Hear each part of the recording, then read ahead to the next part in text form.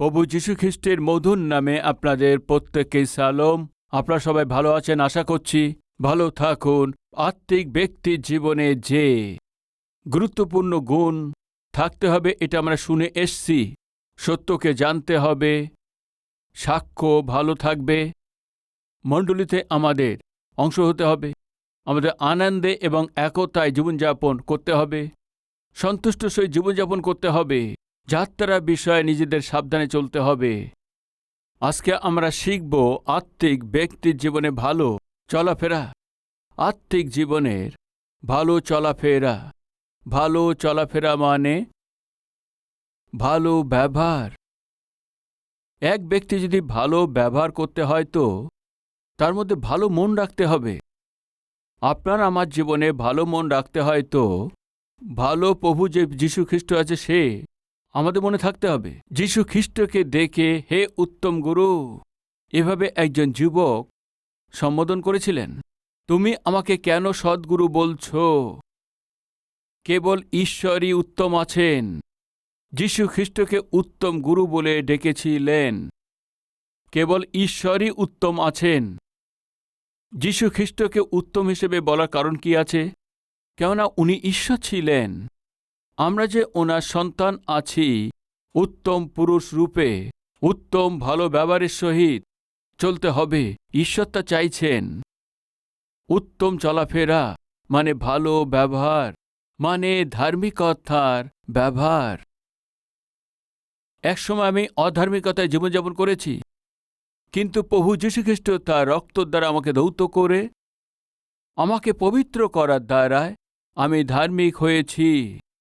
খ্রিস্টের রক্ত দ্বারায় ধৌত হয়েছে প্রত্যেক ব্যক্তি, ধার্মিক বানানো হয়েছে। এই ঈশ্বর দিয়েছেন, এই অনুগ্রহ আছে। ধার্মিকতায় জীবনযাপন করছি যে আমরা ধার্মিক আছি কিভাবে জানতে পারেন? ধার্মিকদের মধ্যে দেখা যায় যে চিহ্ন কি আছে। ধার্মিকদের মধ্যে দেখা যায় চিহ্ন কি আছে। বাইবেলেতে এক স্থানে খুব সুন্দর অংশ আছে, আপনাদের সামনে নিয়ে আসার চেষ্টা করছি। ধার্মিকদের বিষয়েতে এক অধ্যায়ে খুব সুন্দর করে লেখা আছে। বাইবেল খুলুন, হিতোপদেশ পুস্তক 12 অধ্যায়ে ধার্মিক লোকদের জীবনে কোন লক্ষণ থাকে সুন্দর রূপে লেখা হয়েছে। হিতোপদেশ 12 অধ্যায় 10 পদেতে ধার্মিক আপন পশুর প্রাণের বিষয় চিন্তা করে, কিন্তু দুষ্টের করুণা নিষ্ঠুর। ধার্মিক মানে সিদ্ধতা ব্যক্তি, মানে উত্তম ব্যবহার যার, উত্তম ভক্তি যিনি করেন, উত্তম স্বভাব যিনি রাখেন, নিজের পশুকেও তিনি প্রেম করেন। কিছু লোক বিড়াল খেয়েও কি আছে, বিড়ালকেও ভিক্ষা দেন না। ধার্মিক ব্যক্তির স্বভাব এই আছে কি, ধার্মিক ব্যক্তি প্রেম করেন। প্রেমের স্বভাব ধার্মিক ব্যক্তির মধ্যে দেখা যায়। যদি আপনার মধ্যে ধার্মিক দেখা যায় তো তাহলে আপনার মধ্যে প্রেম থাকবে। যার মধ্যে প্রেম নেই সে ঈশ্বরের লোক নন। 1 করিন্থীয় তার 14 অধ্যায় 1 পদে লেখা আছে। কি লেখা আছে জানেন? তোমরা প্রেমের অনুধাবন করতে থাকুন। প্রেমবিহীন স্বামী, প্রেমবিহীন স্ত্রী, প্রেম না করা পিতা মাতাকে প্রেম করেন না যে সন্তানরা, এরা ধার্মিক নয়। পিতা মাতাকে যারা প্রেম করে না সন্তানরা ধার্মিক নয়। স্ত্রীকে প্রেম করেন না যে স্বামী ধার্মিক নয়। স্বামীকে প্রেম করেন না যে স্ত্রী ধার্মিক নন। কথায় কথায় আক্রমণ করেন স্ত্রীকে যে স্বামী, কথায় কথায় বিরোধিতা করেন স্বামীকে যে স্ত্রী, কথায় কথায় যে পিতা মাতাকে বিরোধিতা করেন, কন্যা হোক বা পুত্র, ধার্মিক নন। ওনাদের ব্যবহার ভালো নয়। ওদের আঘাত দেবার ব্যবহার আছে, দুঃখ দেবার ব্যবহার আছেন, কাঁদানোর ব্যবহার আছেন, হতাশ করানোর ব্যবহার আছেন, মানসিক রূপে যন্ত্রণা দেবার ব্যবহার আছেন, শারীরিকভাবে দুঃখ দেবার ব্যবহার আছেন। যার মধ্যে থাকে ধার্মিক নন। ভাই শুনুন, আপনার স্বামী যদি আপনাকে কাঁদাচ্ছেন তো, আপনার স্বামী আপনার জন্য নিরাশা হয়ে গেছেন তো, আপনার পিতা মাতা আপনার জন্য কাঁদছেন, অনুতাপ করছেন তো, দয়া করে ধ্যান দিন। হতে পারে আপনি অধার্মিকতায় জীবনযাপন করছেন।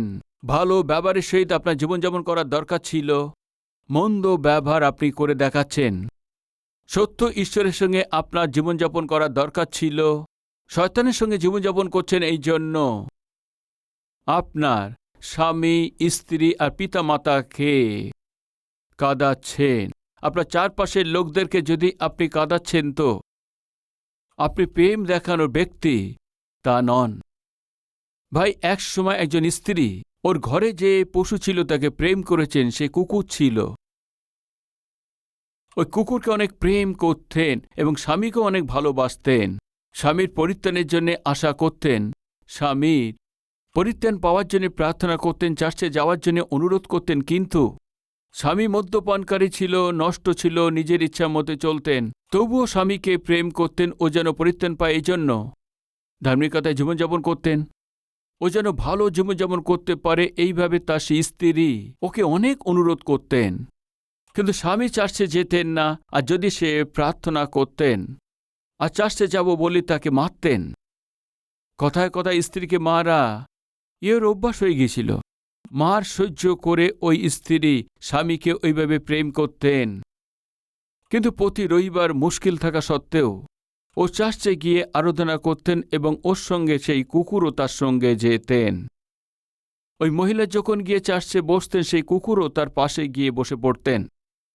চার্চে যাচ্ছে তো স্বামী দেখেছেন অনেক রেগে গিয়ে আর মদ্যপান করে এসছে, তাকে মেরেছেন আর তার স্ত্রী মারা গেছেন।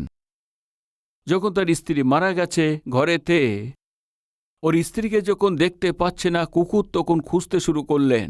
সব ঘরে খুঁজছেন, তাকে দেখতে পাচ্ছে না। হঠাৎই একদিন কুকুর ঘর থেকে বেরিয়ে এইভাবে তাড়াতাড়ি করে যাচ্ছে। হঠাৎই কুকুর বেরিয়ে কোথায় যাচ্ছে এই ভেবে তখন সে স্বামীও পিছনে যাচ্ছে। ও কুকুর ডাইনে গিয়েছে, বাই গিয়েছে, সোজা গিয়েছে, এই গলি দিয়ে ওই গলি দিয়ে সোজা চলে যাচ্ছে। সে সেই কুকুর কোথায় যাচ্ছে এই ভেবে নিয়ে স্বামীও তার পিছনে পিছনে যাচ্ছে। ভাই, ওদিন রবিবারের দিন ছিল। ওর মালকিন প্রতি রবিবারে চার্চে যেতেন, কুকুরকে সঙ্গে নিয়ে যেতেন। কুকুরও অভ্যাস হয়ে গিয়েছিল সোজা চার্চে গিয়ে, যে সবসময় যেখানে গিয়ে বসতেন সেখানে বসে গেছে। আরাধনা চলছিল আর কুকুর যে এর পিছনে সে মালিক গিয়েছিল। কুকুর যখন চার্চে যাচ্ছে তখন ভেবেছে এ কুকুর চার্চে কি করছে। ও ভিতর যাওয়াতেই স্ত্রীর জায়গা খালি ছিল, ওই স্থানে স্বামী বসে গেছে। আর ওই দিন যে বাক্য বলেছে তার দ্বারায় ঈশ্বর ওই স্বামীর সঙ্গে কথা বলেছেন, আরও ঠিক হয়ে গেছে। প্রিয় ভাই ও বোন, স্ত্রী যাকে পালন করেছিল এবং ওই যে প্রেম করেছে এই পশু, ঘরের মালিককে চার্চে নিয়ে গেছেন আর এই মালিকের পরিত্রাণের কারণ হয়ে দাঁড়িয়েছেন। আর এই কুকুর যদি মালিককে চার্চে নিয়ে যায় তো, প্রিয় ভাই ও বোন, তাহলে আজকে আমাদের বিষয় কি আছে একবার ভেবে দেখুন। প্রেম দিয়ে পালন করা পশু ওই ঘরের মালিককে চার্চে নিয়ে গেছে এবং পরিত্রাণের কারণ হয়ে দাঁড়িয়েছে। তো আপনি আপনার স্বামীকে নিয়ে যাবেন, স্ত্রীকে নিয়ে যাবেন, তাই না? আপনার ঘরের মধ্যে যে পুত্র বা কন্যা তারা যে নষ্ট হচ্ছে তাদের চার্চে নিয়ে যেতে হবে, তাই না? যদি আপনি সত্যিই ধার্মিক হন তো প্রেমকে প্রকাশ করবেন, প্রেমেতে চলবেন। ওই প্রেম কি করেন? আপনার পরিবারের লোক যেন নষ্ট না হয়, যেন পরিত্রাণ পায়। আপনার দ্বারায় প্রার্থনা করান, ওদের জন্যে অনুতাপ করেন, এমন করে দেবেন। ওদের জন্যে বিলাপ করেন, এমন করে দেন। ওদের জন্যে চোখের জল ফেলেন, এমন করে দেন। একজন ধার্মিক ব্যক্তি প্রেমের সহিত চলবেন। কতটা বলতে গেলে কেবল পরিবারের লোকদের জন্য নয়, আশপাশে পশুদের জন্যও প্রেম দেখাবেন। আজকে যদি আপনার মধ্যে প্রেম নেই, তো স্বামীকে, স্ত্রী, সন্তান, পিতামাতাকে, ঘরের আত্মীয়দের প্রেম করার স্বভাব যদি আপনার মধ্যে না থাকে, তো একবার দাঁড়িয়ে আপনি নিজেকে পরীক্ষা করুন, আপনি ধার্মিক আছেন কি না। নিশ্চয়ই আপনাকে পরীক্ষা করতে হবে। ধার্মিক ব্যক্তি মানে সবচেয়ে উত্তম ব্যক্তি, সবচেয়ে প্রথম পশুকে প্রেম করবেন, ভালোবাসবেন। আর দ্বিতীয় আছে 12 অধ্যায় 11 পদে, যে আপন জমি চাষ করে সে যথেষ্ট আহার পায়। পেট ভরে আহার করেন। যে আপন জমি চাষ করে মানে যে সে যথেষ্ট আহার পায়। ধার্মিক লোক ফসল তৈরি করেন। কি করেন? ও তৈরি করেন। ফসল তৈরি করতে গেলে পরিশ্রম করতে হয়, কঠিন পরিশ্রম করতে হয়। জমিকে চাষ দিতে হয়, মাটিকে নরম করতে হয়। আর শুধু তাই না, বীজ বপন করার জন্য প্রয়োজন মতো পরিবেশ তৈরি করতে হয়। সঠিক সময়ে জল দিতে হবে। প্রয়োজন অনুযায়ী জল হয় না, কখনো কখনো বৃষ্টি হয়ে থাকে। বৃষ্টি হয়, জল থাকে, আর ওই সময়েই নিশ্চয়ই সময় অনুসারে খেতে যেতে হবে। গ্রামে দেখুন, সকালে 4টে থেকে উঠে তাড়াতাড়ি করে মাঠের দিকে যায়, জল দেওয়ার সময় জল দিয়ে দেয়। আমাদেরকে শহরেতেও উঠতে হবে, জল ভরতে হবে। কিসের জন্য জল দেবেন? ক্ষেতের জন্য নয়, আমাদের কাজের জন্য। ঘরেতে যদি কাজ করতে হয়, তো স্নান যদি করতে হয়, তো নিশ্চয়ই জলের প্রয়োজন। মা তার ছেলেকে তাড়াতাড়ি তুলে, তাড়াতাড়ি ওঠো আর তাড়াতাড়ি করে জল ভরতে বললে এই দিনে কি ছেলেরা উঠে পড়ে? ছেলেকে তুলে দিয়ে যাও, তাড়াতাড়ি করে জল ভরে নিয়ে আসো। 3য় ফ্লোরেতে থাকে, 4র্থ ফ্লোরেতে থাকে, বলতেই আমার দিয়ে হবে না, এই বালতিটা নিয়ে যাও। জল ভরে আনতে বললে আমরা জল ভরে নিয়ে আসি কি? নিশ্চয়ই আনেন না। প্রিয় ভাই ও বোনেরা, ধার্মিক ব্যক্তি সময়কে পালন করেন, ধার্মিক ব্যক্তি পরিশ্রম করেন, ধার্মিক ব্যক্তি নিজের জমিকে চাষ দেন। এখন ফসলকে যদি তুলতে হয়, তাহলেও কৃষক আছেন। আজকে আমি শহরে আছি, এই জন্যে ক্ষেত খামারের আমরা তা জানি না, চাষবাস করা আমার প্রয়োজন নেই। পরিবারকে চালাতে হলে আমাদেরকে কি করতে হবে? গ্রামে যারা থাকে তাদের তো ফসল ফলাতে হবে, আর যারা শহরে থাকবে তাদেরকে দৃঢ়তার সহিত পরিশ্রম করে কাজ করতে হবে। মানে পরিশ্রম করার স্বভাব ধার্মিক লোকরা তা নিজের অর্জন করেন। আজকে যদি আমাদের মধ্যে কেউ পরিশ্রম করার স্বভাবকে যদি নিজের করছে না, তো পরিশ্রম করার স্বভাব আপনার মধ্যে নেই, তো শুনুন, আপনি উন্নতি করা সম্ভব হবে না। সে স্ত্রী হতে পারে, স্বামী হতে পারে।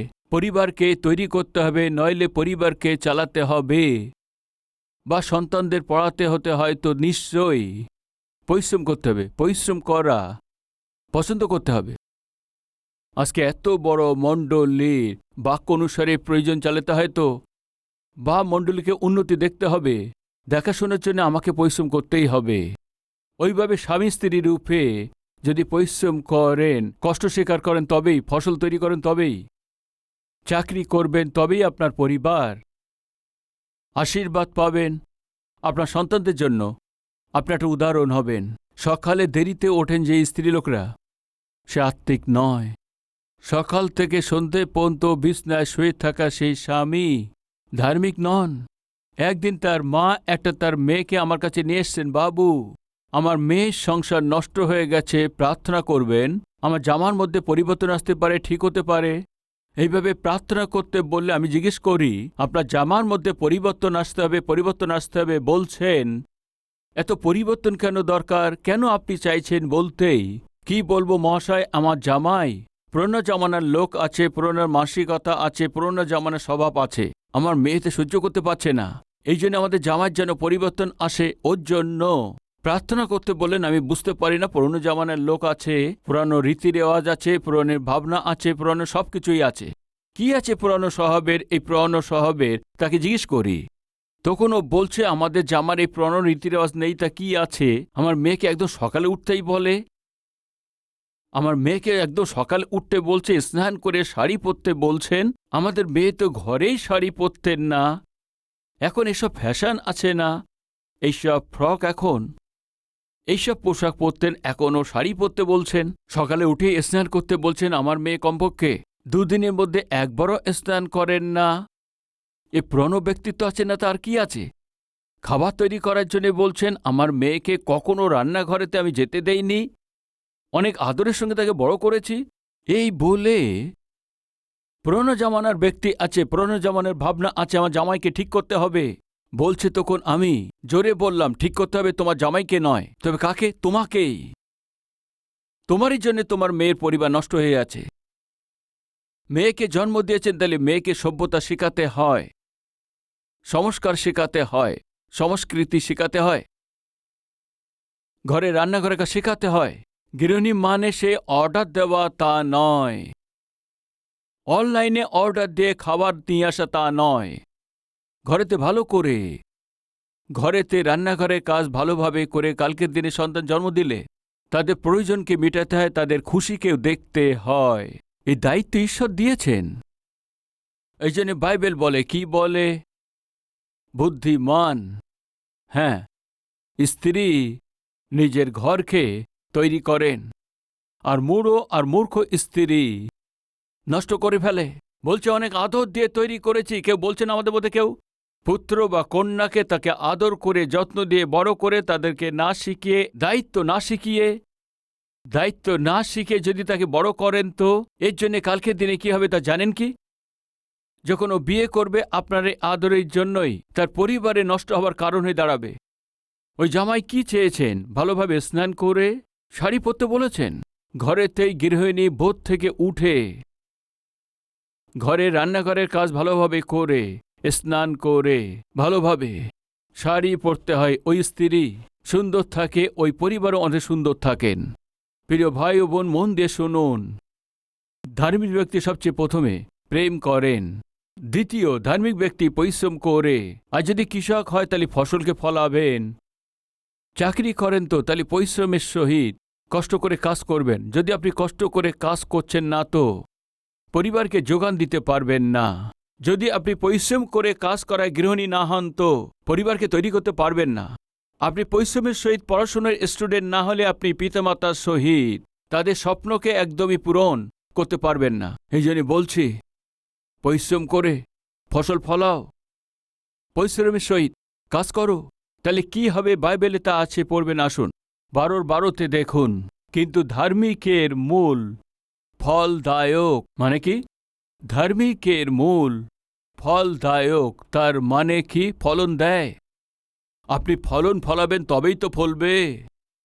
আপনি পরিশ্রম করবেন, কষ্ট করবেন, তবেই তো ফলন ফলবে। কষ্টেই ফলে, কষ্ট করবে তবেই তো ফলবে। ধার্মিককে পরিশ্রম করতে হবে। প্রিয় ভাই ও বোন, ধার্মিকের স্বভাব এই আছে কি? পরিশ্রম করার স্বভাব। যদি আপনার মধ্যে পরিশ্রম করার স্বভাব নেই, যদি আপনি অলসতা হন, তো কাজ না করার স্বভাব থাকে, তো নিশ্চয়ই আপনি ধার্মিক ব্যক্তি তা নন। কেননা গীতসংহিতা 128 এই বাক্য লেখা আছে, দেখবেন। আসুন দেখবেন 128 গীত, শুরু থেকে 2টি বাক্য। ধন্য সেই জন যে কেহ সদা প্রভুকে ভয় করে, যে তাহার সকল পথে চলে। তারপর কি আছে দেখুন, তোমার প্রতিবেশীর ফল তুমি স্বহস্তে ভোগ করতে পারবে। এমন লেখা আছে কি? প্রতিবেশী লেখা আছে কি? বাস্তবিক তুমি নিজের স্বহস্তের শ্রম ভোগ করবে, ভোগ করতে পারবে। তুমি ধন্য হবে, তুমি ধন্য হবে। বাংলাতে ধন্য লেখা আছে না, ইংরেজিতে ব্লেসেড, মানে অত জানেন, আশীর্বাদ পেয়েছেন। অন্য অনুবাদে কি লেখা আছে জানেন কি? Happy, happiest man. এই ধন্যবাদের অর্থ আছে আশীর্বাদ পেয়েছেন। ধন্য মানে আনন্দে পূর্ণ হওয়া। ঈশ্বর চাইছে নিশ্চয়ই আপনার স্বহস্তের শ্রমকে আপনি ভোগ করতে পারবেন। মানে আপনি না পরিশ্রম করে সহজে পয়সা উপার্জনের পথ নেবেন না। দয়া করে শুনুন, এক ব্যক্তিকে যদি উন্নতি করতে হয় তাহলে কি করতে হবে? মনে করুন 6 তলা 7 তলা বিল্ডিং আছে। 6 তলা 7 তলা বিল্ডিং আছে, তো আমি জিজ্ঞেস করছি আপনি কিভাবে যেতে চাইছেন? সিঁড়ি দিয়ে যেতে চাইছেন না লিফট করে যেতে চাইছেন? বলুন। লিফট করে যাওয়ার চেষ্টা করবেন, কেননা সহজ আছে, কেননা তার মধ্যে সুখ আছে। কিন্তু ধ্যান দিন, যারা সিঁড়ি চড়ে যাচ্ছে মাঝখানে থেমে যাবে এমন তা নেই। লিফটে উঠছেন মনে করুন, আর কারেন্ট চলে গেছে মনে করুন, অন্ধকারে কাজ হয়ে যাবে। আত্মিক জীবনের জন্যে নিয়ে আসার জন্যে লিফটের মতো কোনো কিছুই তা নেই। আত্মিক জীবনে উপরে আসার জন্য, সেবা কাজেতে উপরে আসার জন্য দয়া করে ধ্যান দিন। এলিভেটর নেই, লিফট নেই। যদি কাউকে উপরে আসতে নিশ্চয়ই এক একটা সিঁড়ি এক একটা সিঁড়ি এক একটা সিঁড়ি চড়েই উপরে আসতে হবে। দুঃখের বিষয় আছে এই দিনেতে কিছু সেবকদেরকে আমি দেখছি, যারা যুবক আছে সেবকদেরকে আমি দেখছি, খুব তাড়াতাড়ি উপরে আসতে হবে, খুব তাড়াতাড়ি উত্তম স্থানেতে পৌঁছাতে হবে, নাম করতে হবে, বড় সেবা করতে হবে, আর বড় বড় মণ্ডলীকে তৈরি করতে হবে। হাঁটুতে বসে এসে ধ্যান বা বাক্য না পড়ে, নিজের জীবনকে তৈরি না করে গুগলেতে গিয়ে সব কিছু শেখার চেষ্টা করে থাকেন, ওখান থেকেই বার্তা বা অন্য কেউ দিয়েছে তার সেই কপি করা, ওই কপি করা বার্তা থেকে মানুষদেরকে ইমপ্রেস করার চেষ্টা করে থাকেন। দয়া করে ধ্যান দিন। মুরগির ফার্মের লোকেরা কি করেন তা জানেন কি?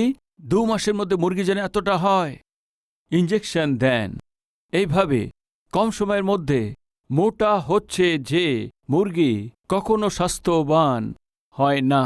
ওইভাবে কম সময়ের মধ্যে লিফটে যারা উপরে আসে, সেবাকে যারা চাইছেন, কখনো আশীর্বাদিত বা আদর্শ হতে পারে না।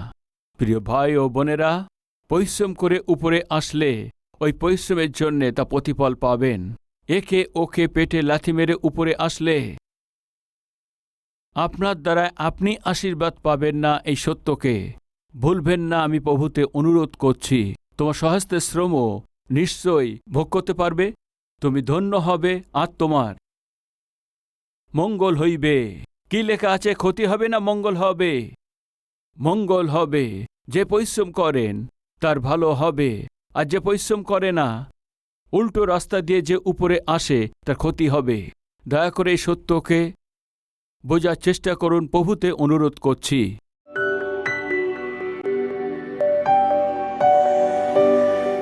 মহান পবিত্র প্রেমিক ঈশ্বর পিতা, আত্মিক ব্যক্তির মধ্যে উত্তম ব্যবহার থাকে। আজকে আত্মিক ব্যক্তির বিষয়ে আমরা উত্তম ব্যবহারকে দেখেছি। ধার্মিক ব্যক্তির মধ্যে যার মধ্যে উত্তম ব্যবহার আছে, ও প্রেম করেন, ও ফসল ফলায়, ফলন দেয়, কাজ করেন, প্রকাশিত হন। বহুমূল্য বাক্য দ্বারা আজকে আমাদের সঙ্গে কথা বলেছেন।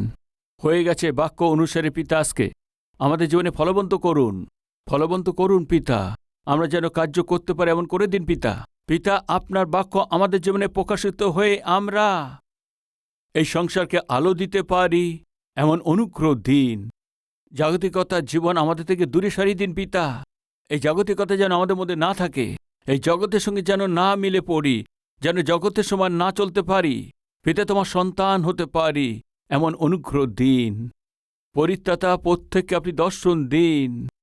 যাদের সন্তান নেই তাদের প্রতি অনুগ্রহ দেখান পিতা।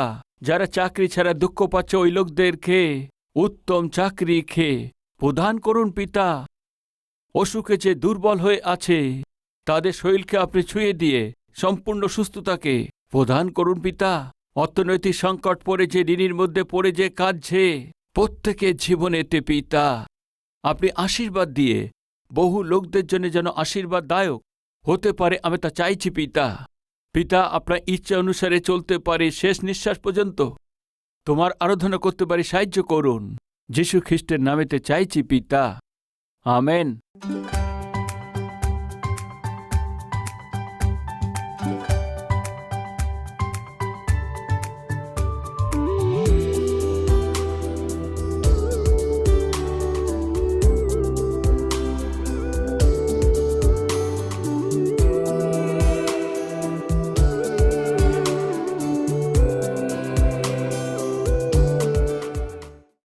আজকে কালবেরি স্বরকে অনেক কোটি লোক আজকে দেখছেন।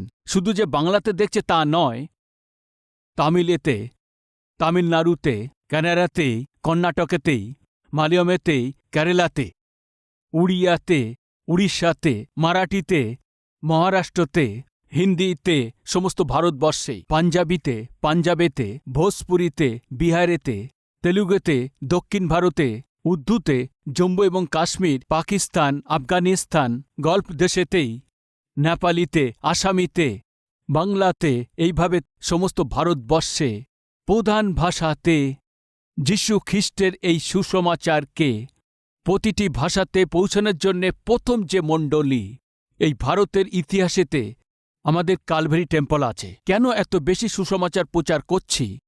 কেন এত প্রত্যেকটি ভাষাতে সুসমাচার পৌঁছানোর জন্য চেষ্টা করছি? দয়া করে ধ্যান দিন রোমিও পত্রিকায় তার 10 অধ্যায়েতে 13 পদেতে, কারণ যে কেহ প্রভুর নামে ডাকে সে পরিত্রাণ পাইবে। কে পরিত্রাণ পাইবে? যে প্রভুর নাম নিয়ে প্রার্থনা করবে ও পরিত্রাণ পাইবে। যদি কাউকে পরিত্রাণ পেতে হয়তো করেছে যে পাপ থেকে উদ্ধার পেতে হয়তো প্রভুর কাছে প্রার্থনা করতে হবে। যদি প্রভুর কাছে প্রার্থনা করতে হয়তো প্রভুকে বিশ্বাস করতে হবে। বিশ্বাস করতে হয়তো প্রভুর বিষয় শুনতে হবে। প্রভুর বিষয় শুনতে হয়তো কাউকে না কাউকে শোনাতে হবে। কাউকে না কাউকে যদি শোনাতে হয়তো ওই শোনাতে হবে যেই কাউকে না কাউকেই পাঠাতে হবে। কালভারি স্বরে যারা সাহায্য করেন তারা কি করেন জানেন কি? এই দিন সেবকের প্রচার করানোর জন্য এই সুসমাচারকে পিছনে থেকে সাহায্য করে থাকেন। ঈশ্বরের এই বার্তাকে এই 17 ভাষাতেই ভারতের সব জায়গাতেই, শুধু ভারতবর্ষেতে নয়, এ থেকে বাংলাদেশেতেও, নিচে শ্রীলঙ্কাতে, উপরে নেপালেতে, এরপরে আছে পাকিস্তান, আফগানিস্তান, গল্ফ কান্ট্রিতেই আজ কালভারি স্বর প্রচারিত হচ্ছে। ওরা বলতে পারে এবং বুঝতে পারে এই ভাষাতেই। কেবলমাত্র আমাদের দেশেতে নয়, চারপাশের দেশেতে সুসমাচারকেই পৌঁছাতে পাচ্ছি। আগামী দিনেতেই সমস্ত এশিয়াতেই, প্রত্যেকটি দেশেতে সুসমাচার পৌঁছে দেবার মণ্ডলীর রূপেতেই আমাদের মণ্ডলীকেই ঈশ্বর আশীর্বাদ দিতে হবে, এমন আমাদের প্রার্থনা করতে হবে। যে সত্যকে যদি আমরা জানি তাকেই, আর যদি কাউকে না বলি তো কত মন্দ আছে, একটা নির্ণয় নিন। আর যদি আমি পরিত্রাণ পেয়েছি তো কেউ না কেউ আমাকে যিশু কথা বলেছেন। নষ্ট হচ্ছে তাদেরকে পরিত্রাণ পেতে হয়তো সুসমাচার প্রচার করার জন্য ঈশ্বর আমাকে এই নম্র সেবককে দিয়েছেন। বাক্যকে অনেক বিস্তারিতভাবেতে, বাক্য লোক যাতে বুঝতে পারে, প্রত্যেকে সবাই বুঝতে পারে এমনভাবে বাক্য দেবার জন্যে এমন এই সেবককে আজকে আমাদের দিয়েছেন। এই সেবককে সাহায্য করাতেই এই বার্তাকেই লক্ষ লোকের কাছে পৌঁছে দেওয়ায় বহু লোকদের জীবন ঠিক হয়ে যাবে এমন বিশ্বাস আপনাদের মধ্যে আছে। কত লোক হাত দেখান? বিশ্বাস যারা করছেন ভাই ও বোনেরা, কার্যতে রূপ দিন, সুসমাচার পৌঁছে দিন। প্রভুর নামে যিনি প্রার্থনা করবেন ও পরিত্রাণ পাবে। প্রার্থনা করতে হয়তো বিশ্বাস করতে হবে, আর বিশ্বাস করতে হয়তো শুনতে হবে, শুনতে হয়তো কেউ না কেউ শোনাতে হবে। শোনাতে হয় যদি আমার এই সেবককে পিছনে রেখে আপনাকে কি করতে হবে? এই সেবকের স্বরকেই বহু ভাষাতেই অনুবাদ করে ওদের পর্যন্ত পৌঁছে দিতে হবে। আমি যা করছি হতে পারে তা আপনি করতে পারেন না। আপনি যা করছেন হয়তো আমি তা করতে পারি না। আপনি আমি একমত হলে এই জগতে এই সুসমাচারকেই পৌঁছে দিতে পারব। এই জন্য নির্ণয় নিন। ঈশ্বর যে শক্তি দিয়েছেন আপনাকে, মাসেতে হয়তো একবার, না হয় 2 মাসেতে একবার, না হয়তো 3 মাসে একবার, যা ঈশ্বর করেছেন আপনার জীবনে করার জন্য, ভালোর জন্য, আশীর্বাদকে দেবার জন্যই ধন্যবাদিত হয়ে সুসমাচারের জন্য সাহায্য করেন। আসুন আমরা সবাই মিলে যিশুকে এই সুসমাচারকে সম্পূর্ণ পৃথিবীতে পৌঁছে দেবার চেষ্টা করি। এটা আমাদের দায়িত্ব আছে, এটা যেন না ভুলি।